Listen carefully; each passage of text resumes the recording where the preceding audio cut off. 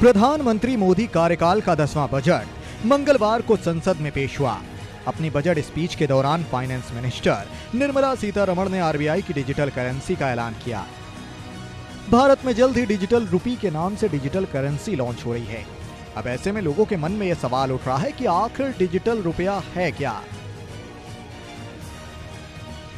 सामान्य शब्दों में समझें तो यह रुपए के विकल्प की तरह है, यानी सामान्य रूप से यह रुपया ही होगा जिसे रिजर्व बैंक द्वारा जारी किया जाएगा, मगर वो प्रिंटेड नोट से बिल्कुल अलग होगा।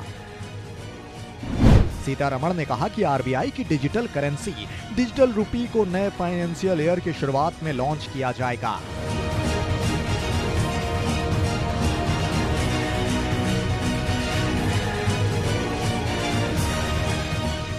माना जा रहा है कि यह डिजिटल इकोनॉमी को बिग बूस्ट देगा, साथ ही करेंसी को कम लागत वाला भी बनाएगा।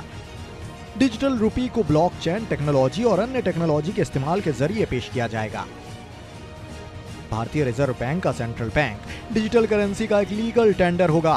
सीबीडीसी के पीछे भारत का केंद्रीय बैंक का बैकअप होगा। यह आम मुद्रा की तरह ही होगा, बस डिजिटल फॉर्मेट में होगा। जैसे हम आम तरीके से सामान या सेवाओं के बदले करेंसी देते हैं, उसी तरह सीबीसीडी से भी हम लेन देन करेंगे। अब आपको बताते हैं कि डिजिटल करेंसी को इस्तेमाल करने के क्या फायदे हैं।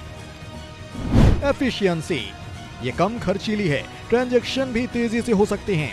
इसके मुकाबले करेंसी नोट्स का प्रिंटिंग खर्च, लेन देन की लागत काफी अधिक है।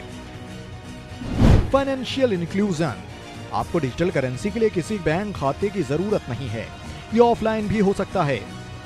भ्रष्टाचार पर रोक, डिजिटल करेंसी पर सरकार की निगरानी रहेगी। डिजिटल रुपए की ट्रैकिंग हो सकेगी, ये कैश के साथ संभव नहीं था।